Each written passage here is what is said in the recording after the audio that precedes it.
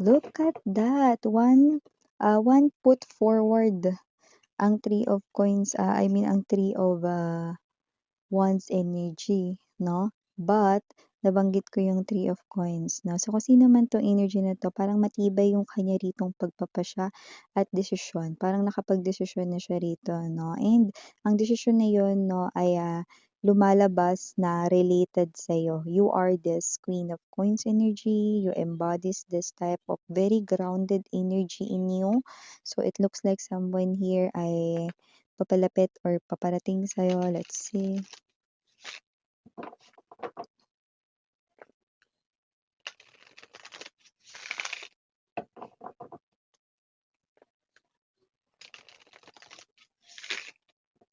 Okay, let's go.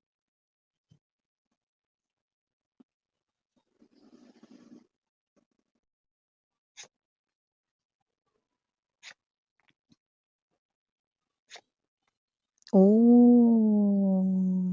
Uy, karamihan sa kanila rito mga babes walang sasakyan na, walang car, wala ritong motorcycle 'no, or whatever 'no. Pero itong person na 'to ay balak ng mag-U-turn sa'yo. Naalala ko tuloy yung kanta 'no ni Christina Aguilera. I turn to you, yan 'no. I turn to you, pero siya U-turn to you, back to you, yun nakikita natin dito. Ooh. Two of Cups, Moon energy, Ten of Swords present din dito. Four of Cups right in here. And ooh, I see you are embodying the Nine of Coins energy. Bottom of the deck, Queen of Swords ang energy ini-embodies mo. Ace of Cups dito at ang Knight of Swords. Okay. Knight of Swords ang energy tinataglay nitong person mo na balak raw ditong mag-U-turn kahit na wala naman siyang sasakyan or motorsiklo. Pero pabalik na ito sa'yo, yan 'no, may car man ito o wala, pero karamihan sa kanila wala, mahal. Pero itong tao na 'to 'no, naging sobra-sobra na ang kanyang pahinga 'no, ibig sabihin maaaring super tagal niyo na talagang hindi nag-uusap 'no, iba rito with the Ten of Swords energy puwedeng ginost pa kayo 'no. Kung sino man 'tong energy na 'to 'no, matagal kayong hindi nagkausap, matagal siyang hindi nagparamdam, walang paggalaw ng baso dito 'no. Pero eto siya with that Eight of Cups energy, U-turn na ang peg nitong tao na 'to 'no. At nakikita ko dito na wala talaga siya ritong as in inisip na plano, kasi alam niya 'no, na 'pag nag-isip pa siya rito mas lalo pang matatagalan lalo 'no, kung gagawin niya pa iyon. Kaya eto siya 'no, na ang tanging bitbit niya rito na wala siyang pasalubong sa'yo mga babes, kasi kung sino man 'to parang medyo hapit siya sa budget, eh. Medyo kapos siya sa budget 'no, kaya kung sino man 'tong energy na 'to na puwedeng pinagkakasya na lamang niya yung kanya ritong sinasahod 'no, or pera niya rito 'no, hanggang sa susunod niya ulit na sahod, 'yan.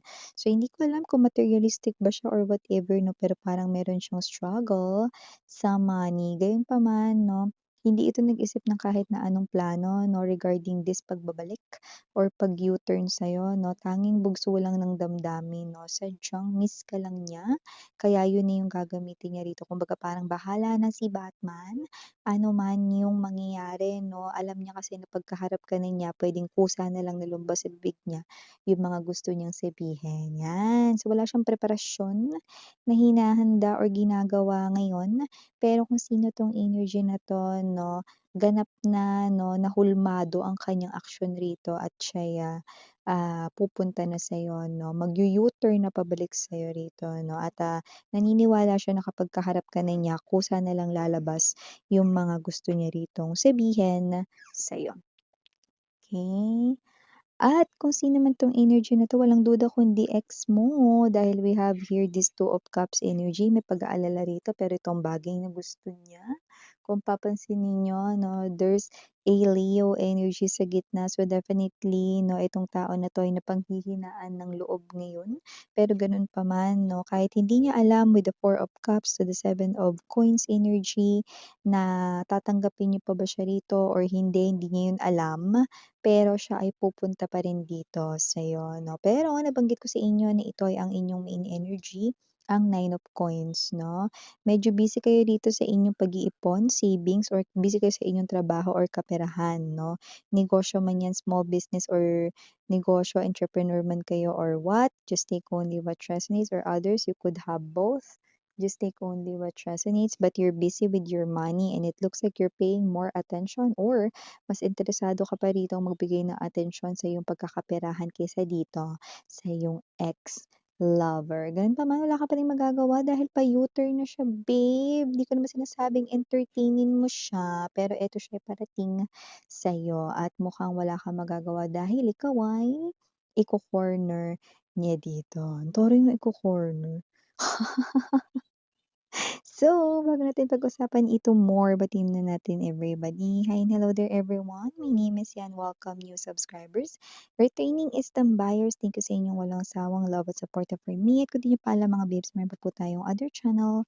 Link down below sa ating description box. If interesado, i-click lamang yung link dyan para mapunta kayo doon in araw-araw ay nag-upload tayo ng collective readings for all signs there. At yun nga, no, wala tayong gender dito sa babae, lalaki, LGBT, lahat ay welcome. Pwede rin pong i-switch ang mga roles dahil possible magkapalit dahil general reading ito ay at the end of the day, lahat ay may free will na free mong gamitin anytime, anywhere. By the way, open pa ang ating hanggang ngayong February na lang mga babes, yung 2026 overall written forecast para sa zodiac sign mo. Kunyari, ang zodiac sign mo ay example Pisces, yan no.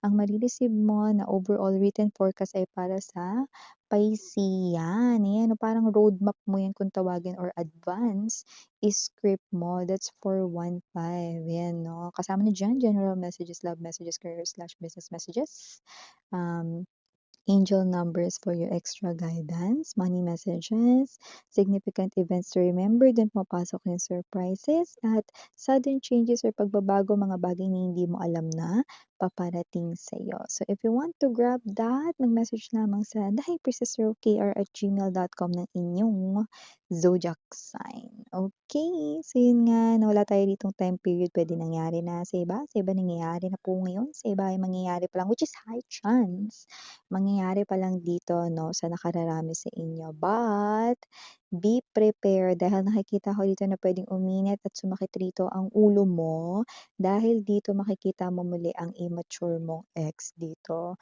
Miss 'yan, immature ex siya, hindi pa rin ba siya nagbabago? Oo, immature pa rin siya sa nakikita ko rito.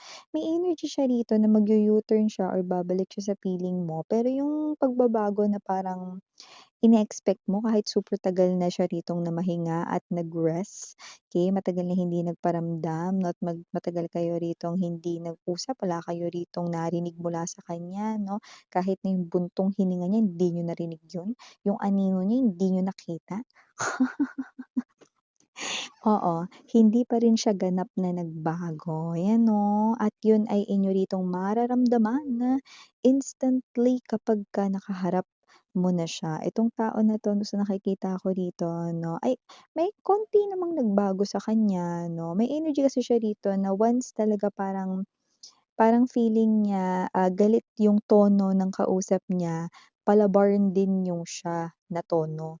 Magagalit siya kasi parang feeling niya hindi siya kinakausap ng maayos na pero dito kahit na mag-iba yung tono ninyo, nakikita kong hindi niya ilalabas agad ang pangil niya. So, medyo may pagkontrol siya ng konti, doon sa parte na yun. Okay, pero still sa mga immature ways gano'n pa rin 'yun 'no, nakikita ko pa rin dito 'no, na mararamdaman mo 'yun 'no, the very first time na makita mo siya ulit, okay. So kung sino man 'tong energy na 'to, nakikita ko dito na well invested ka sa kanya noon, Nine of Coins energy, hindi lamang sa pagmamahal, pag-aasikaso ha. Nakita ko rito na ikaw pa naglalaban ng damit nito, ikaw na nga naglaba, ikaw pa nagsampay ta's nung natuyo plinantsa mo, grabe. So, sino 'tong energy na 'to 'no, pinagsilbihan mo siya, talagang, siya'y inalagaan, inasikaso mo rito 'no. Yung iba hindi lang yun, nagpapakita pa dito ng pinansiyal. So, posibleng sinuportahan mo rin siya rito 'no, sa mga bagay rito na gusto niyang gawin. Yung iba dito nakakaloka, nagnegosyo, naglabas ka ng pera, yes ikaw 'no, or ikaw yung may pinakamalaking ambag tapos tinamad siya or parang hindi nag-boost yung negosyo na yun 'no, wala talo pera mo be, okey? Pero hindi ka nagsalita, mahal mo, eh, 'di ba? Pero na-realize mo ngayon 'no, kung susumahin lahat-lahat nung laki na ng utang nito sa'yo. Gano'n pa man, huwag na natin masyado pang painitin ang ulo mo 'no, sinabi lang natin kasi lumbas dito, eh. So, kung sino man 'tong energy na 'to na makakaharap mo siyang muli at nakikita natin na lalabas ka bilang Queen of Swords energy, Ace of Cups, and the Knight of Swords. Haharapin mo siya rito at hindi ka magiging duwag na makita siya ulit, okey? Nakikita ko na nakataas ang iyong espada rito, bagay na, bakit anong kailangan mo? Eh, itatanong mo ng diretsahan 'yan sa kanya ng hindi rito kumukurap ang iyong mga mata. Taray! Hindi 'yun literal, kundi eto ay kaya mo ng sabihin ng diretso, "Bakit anong kailangan mo? Bakit ka nandidito? Anong sadya mo?" 'Yan 'no. At nakikita ko rito 'no, na ang pagtaas ng iyong espada rito ay isang klase rito alam mo kasi itong espadang hawak mo diyan, 'yan ang same espada ng Justice energy. So, nakikita ko rito 'no, na ikaw ito na nabigyan mo ng katarungan dito ang lahat ng mga nagawa niyang hindi maganda sa'yo. Tapos ngayon babalik siya dito sa life mo 'no, anong tunay niyang sadya, gusto mong malaman ng truth, okay. This is also 'no, the sword of truth, okay. So, whoever this person is tatapatin mo na agad siya ng ganyan, okay. At nakikita ko rito 'no, na itong tao na 'to with the Ace of Cups and the Knight of Swords 'no, ang gusto niya talagang gawin ay magkabalikan kayo rito 'no. Pero sa nakikita ko rito 'no, alam mo maaaring ang maging ending pa nga nitong usapan ninyo 'no, ay mauwi lang sa away. Kasi maikli pa rin ang kanyang PC dito, Though nakokontrol-kontrol niya ng konti 'no, pero kapag kapalaban talaga yung energy ng kausap niya 'no, kahit ikaw pa yun, ay naku, ganun pa rin 'no. Nakikita ko rito ang ending lang ng inyong usapan ay posibleng mauwi lang sa away, 'yan. Pero siyempre nasa inyo pa rin naman 'yan 'no, kung gusto niyo siyang harapin kasi marami dito sa inyo 'no, na gusto niya rin talaga siya rito na makaharap na, okey? Kasi yung iba talaga mako-corner niya kayo rito, paano ba yung corner miss 'yan? Kunwari, natiyempuhan ka niya, nagdidilig ka ng mga halaman sa labas ng bahay niyo, 'yan 'no. So, hindi ka niya hahayaan makapasok sa pinto. Maaaring humarang siya sa pintuan ninyo 'no at, dun na siya magsimulang magsalita ng mga nais niyang sabihin sa'yo, pakikipagbalikan, mga ganyan. Kasi yung mga words na sasabihin niya rito ay related sa reconciliation, pakikipagbalikan, renewal of vows, yung iba kasi maaaring married kayo nitong tao na 'to 'no or, renewal ng inyo ritong rekindle ng inyo ritong love relationship dati, 'yan. So, kung sino 'tong energy na 'to na nakikita natin dito 'no, na puwedeng, um, siya ito 'no, na itong mga nakaraang buwan, okey, kahit wala siyang pagpaplano rito, madalas ka na niyang naiisip. Okey, naiisip ka na niya talaga rito 'no. Hindi dito sa energy na kasi kailangan ka niya na mo ulit 'no, dahil hindi na rin siya sure dun kung willing ka pa ba na maglabas lalo na ng sarili mong pera ngayon na hindi naman na kayo, okey. Hindi niya sure yung parte na yun. Ganun pa man nakikita ko rito na itong person na 'to 'no ay madalas kayong iniisip 'no, simula nitong mga nakaraang buwan. So, ibig sabihin 'no, maaaring isa siya sa hindi talaga as in nakapag-celebrate ng bonggacious, sa pagpasok ng Pasko at, New Year nitong nakaraan, 'di ba? So, kung sino man 'tong energy na 'to 'no, nakikita natin dito 'no, na ito yung klase ng energy rito na talagang, ito na siya, wala talagang makakapigil pa, U-turn na talaga ito pabalik sa'yo. Pero gano'n pa man, nasa sa'yo pa rin dito ang desisyon 'no, kung itong tao na ito ba mga babes 'no, ay iyong pauunlakan. Kasi nakikita ko rito parang nakataas ang espada mo at nakaupo ka rito sa trono. So, kung sino man 'tong energy na ito, ayaw mo na parang, magbalik ka sa dati mong sitwasyon 'no, na mahirap 'no, nung time na siya yung ka-deal mo. 'no. Maaari kasing meron na dito mga changes with the butterflies right in here, mga changes na positibo na nangyari sa life mo.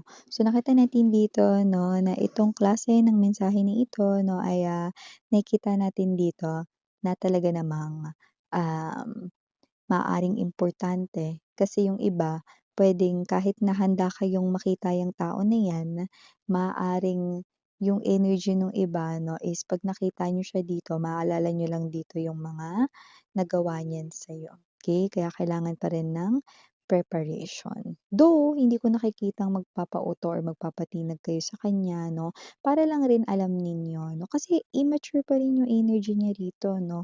Wala na tayo dito sa usapang edad kasi ang maturity wala naman sa edad, eh. Pero sa nakikita natin dito immature talaga 'to. May chance pa nga na kung mas matanda 'to sa age sa inyo immature pa rin, eh, 'no.